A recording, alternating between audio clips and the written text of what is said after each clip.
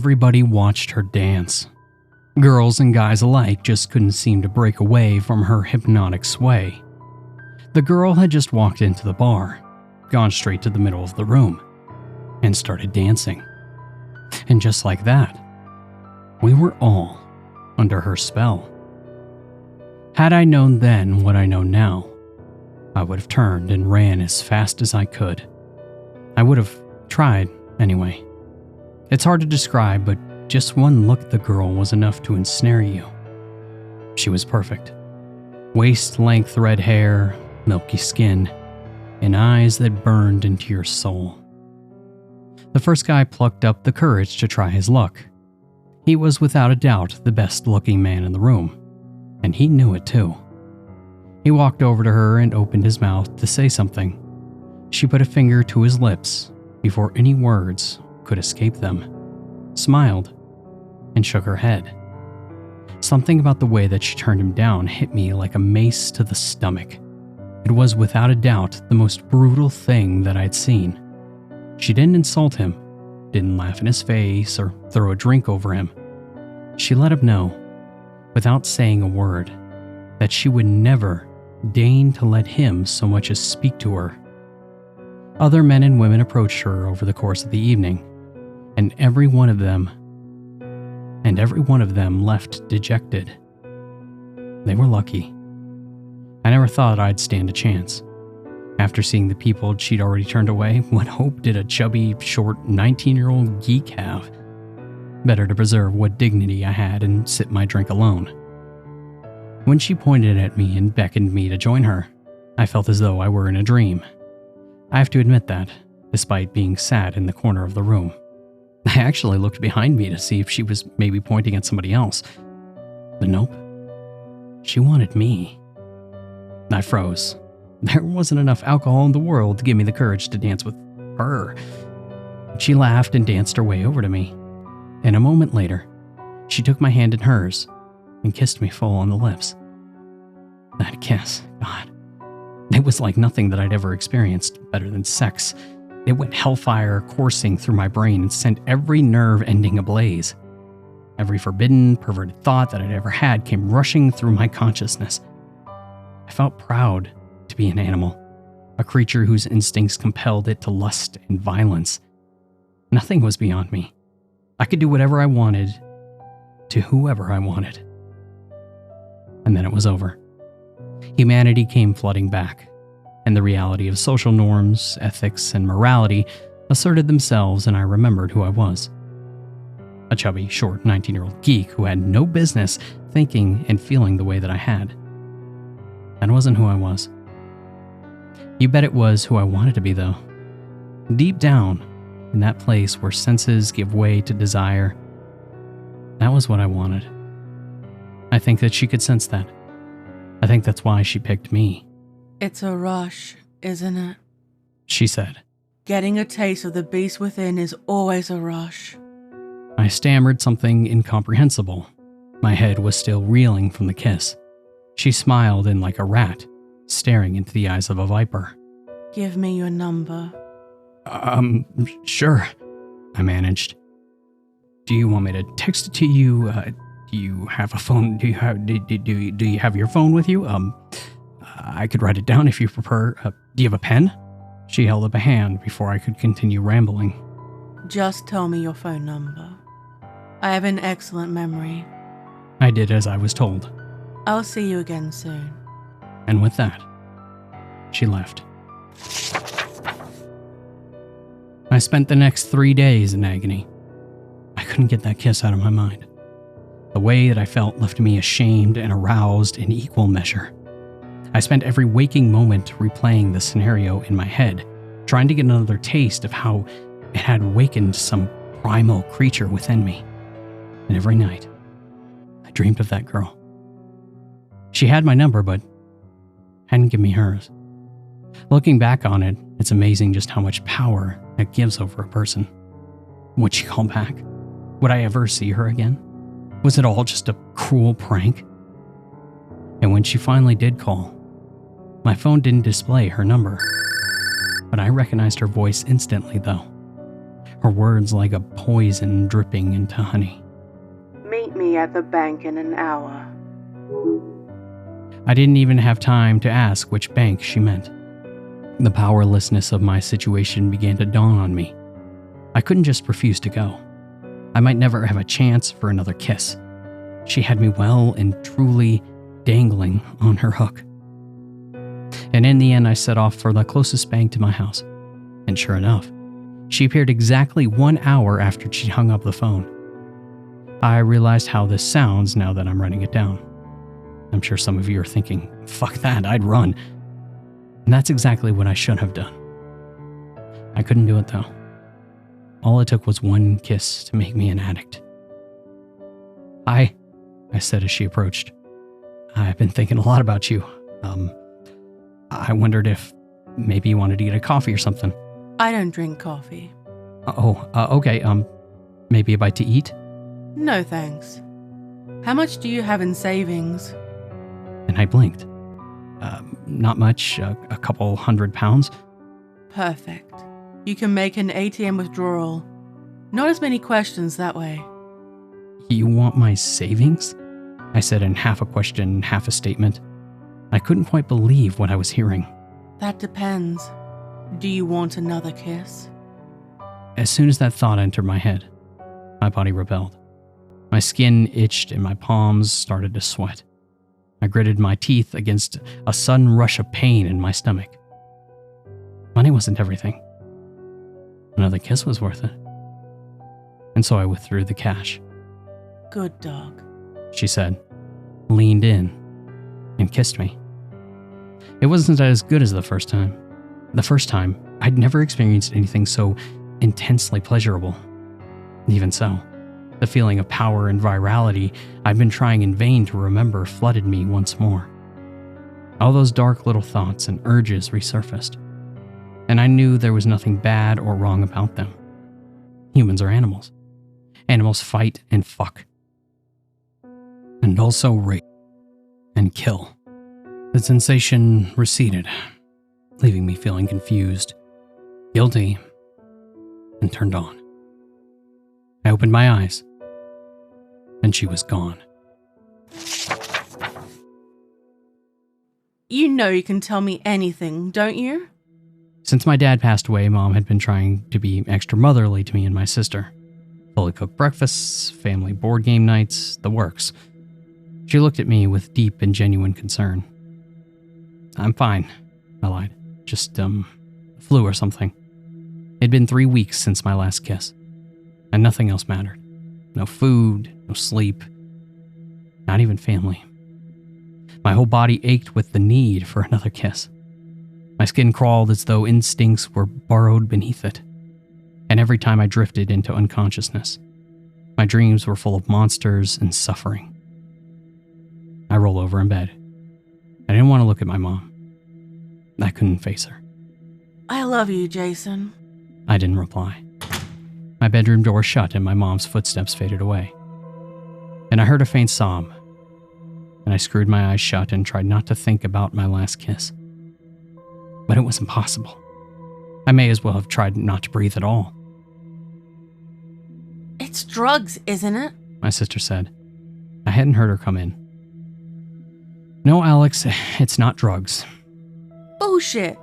I sighed, rolling over and looked her straight in the eye. It's not drugs. Right. Okay then. Let's pretend I believe you. If it's not drugs, what is it? It sure as hell isn't flu. A girl. A girl? Jason, you're a mess. You don't eat, you don't talk, you just stay in your room and lie on your bed. I get that love can be rough, but come on. I don't love her. What? I said I don't love her. I fucking hate that bitch, okay? Alex took a step back. I hadn't realized I'd been shouting. I sighed. It felt good to tell the truth, even if it was only a partial truth. I didn't hate the girl who kissed me. I hated her for what she had done to me. I hated her for not calling me in 3 torturous weeks. I hated her because I so badly wanted another kiss. What's her name? Whatever she did to you, I'll knock her out for it. I don't know her name. And just then my phone buzzed, and I answered straight away. Meet me at my house. I'll text you the address. That was her, wasn't it? Alex said. No. Don't lie. Where are you going? Out. I pushed my way past her. She grabbed me by the shoulder and spanned me around, and I was almost ready to hit her until I saw the dampness in her eyes. Please don't go to her. I shook her hand off my shoulder. I wanted to hug her, to apologize to her, but I was too ashamed. And with my head down and tears running down my face, I left. The girl's house was on the outskirts of town, where the city started to give way to countryside. To call the building a house would be like calling the works of Salvador Dali doodles. The thing was a mansion, secured behind enormous walls, troping with viciously barbed iron railings. As soon as I approached, the gate opened for me, allowing me into a driveway the size of a small street. As I walked towards the front door, I took a moment to look at the garden. I didn't recognize most of the flowers, but I knew foxgloves and nightshades when I saw them. Beautiful, deadly flowers. Here and there, the garden was studded with marble sculptures, each one depicting a naked person in agony. There were men impaled by spikes or being set on by slavering wolves. Women wept as their bodies were engulfed in sculptured flame. She stepped out of the front door, her face split by a cruel sneer. I want you to give me a present, she said in a sing-song voice. Her hands were held behind her back. What do you want? I asked. It intended to come out as a hiss. I wanted to show her that I still had some power over myself, but instead, words came out in a whimper. Nails. Nails, I repeated. My thoughts turned to the marble sculptures and the tortures a little bit of sharp metal could inflict. What do you want nails for? I want your nails. Oh, okay. I was suddenly relieved. Whatever. Do you have scissors? She laughed and shook her head, and from behind her back she produced a pair of pliers. No, I whispered. Yes. Not like that. Please, not like that. She pouted and held the pliers out to me. No nails, no kiss. I swallowed back a sob. I could already feel my heart beating out a manic drum roll. The thoughts of what I had to do knocked me sick. The thoughts of not getting any other kiss was like having red-hot needles pushed into every pore. And so I took the pliers. And for a long while I stood there, just looking at my hands. My consciousness seemed to be coming from somewhere else, as though I was watching my own body from another plane of existence. I closed the pliers on the nail of my left thumb and started pulling. The pain was unbearable. I watched through tear-blurred eyes as millimeter by millimeter, a red line grew at the base of my nail. My fist clenched around the pliers and pulled with all my strength, screaming with agony as I did. The nail moved less than a centimeter.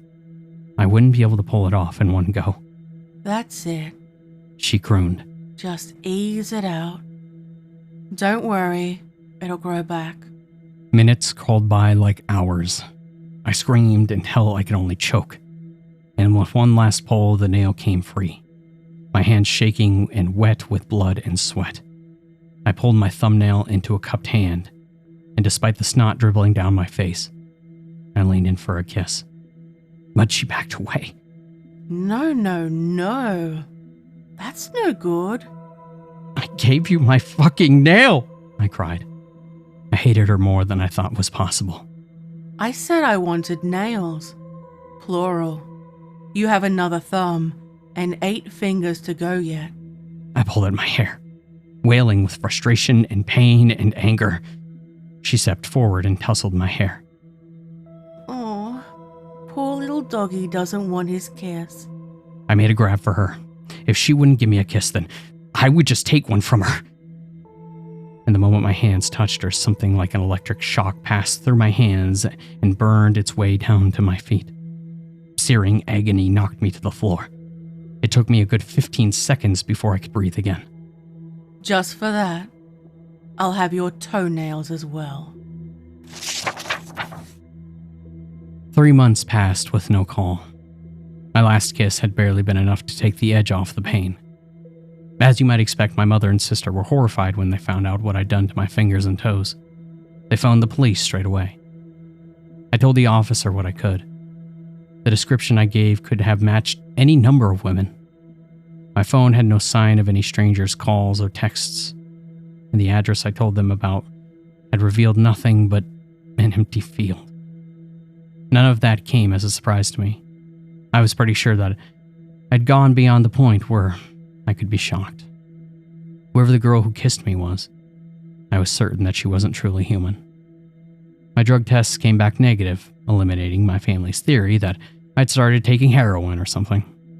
And with the negative tests, the police quickly lost interest. They saw no reason to suspect that I was being abused by my family and passed me over to the care of a psychiatrist. Telling the truth didn't make me feel any better, especially since nobody believed me. My sister figured I'd been rejected by a girl and had a breakdown. My psychiatrist was certain that my so-called succubus was entirely a creation of a disturbed mind. He theorized that the red-headed girl was nothing more than a projection of deep-seated sadomasochistic fantasies. I was too preoccupied with my own suffering to pay much attention to the people around me. I shambled through life like a zombie.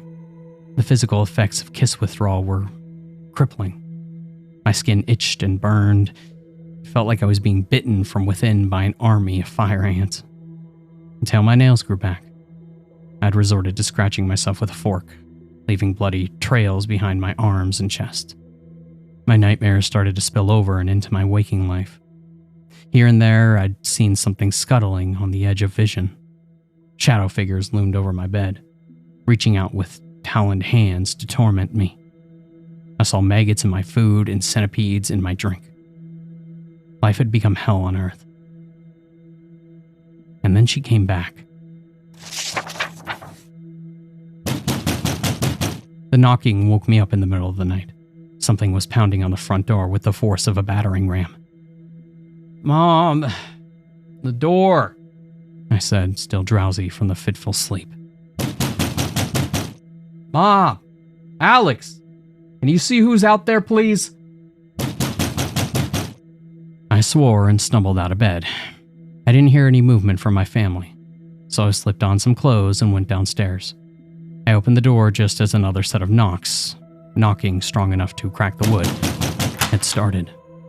A huge man in a suit stood in the doorway. He had the look of a bouncer or archetypal hired goon. "She wants to see you," he said in a voice too gentle for his appearance. I said nothing and looked past him. A black limousine was parked in front of my house, its windows tinted to stop anything looking inside, and I took a step back. "Mom!" I shouted, panic starting to overwhelm me. "Alex!" "She has them," the man said. He sounded sympathetic. "I'm taking you to see them." How? Where?" I stammered, my mind struggling to put together a logical explanation for how my family could have been kidnapped without me noticing. But I gave in. Logic didn't apply to that demon. "Come on, it's time to go." The man put a hand on my shoulder and led me towards the car. Partway there, when I'd managed to recover my senses a little, I asked him a question that had plagued me almost as much as my addiction. "Who is she?" She's the worst thing that has ever happened to me," the man said. He fought back a sob and squeezed my shoulder in an almost fatherly way. "Just don't make her angry. Whatever you do, don't make her angry." He opened the back door to the limousine and waited for me to get in before heading over to the driver's seat. She was inside, clad in fur and diamonds like some sort of celebrity. She smiled and pushed a glass of wine in my hand, but I didn't drink it. "Let's talk business," she said as the limo started to move. "I don't want another kiss. I want my family." "Nobody wants another kiss. Not when they think it through rationally, at least. No, this is about craving. You don't want another kiss. You crave it. Deep down, I think you'd do anything for another kiss. Where's my family? They're safe. Not exactly comfortable, but they haven't come to any harm. I relaxed a little. Some instinct told me that whatever she was, she couldn't lie. More precisely, whatever she said just had to be. You're a demon, aren't you? A succubus. She smirked. Poor little doggy. I'm more than a demon. I'm the mother of demons. Consort to the accuser. Queen bitch. So, you want my soul? I felt my mouth go dry as the words left. It was like waking to find out that the monster from your nightmare was standing by your bed. Clever boy. In return, I'll kiss you once a week. Every week. After 3 long months of withdrawal, that has to be at least a little tempting. She was right about that. A kiss every week. I'd already been through hell. My soul couldn't be worth so much. What was damnation compared with a kiss every week? All right. Deal. She purred as I continued to go on. So what do I do? Shake hands? Sign my name in blood? No, that won't cut it. You can't just give away your soul. You have to do something to lose it. I felt the limousine slow to a stop. The big man stepped out and opened the door for us. She stepped out first and offered me her hand. And I took it.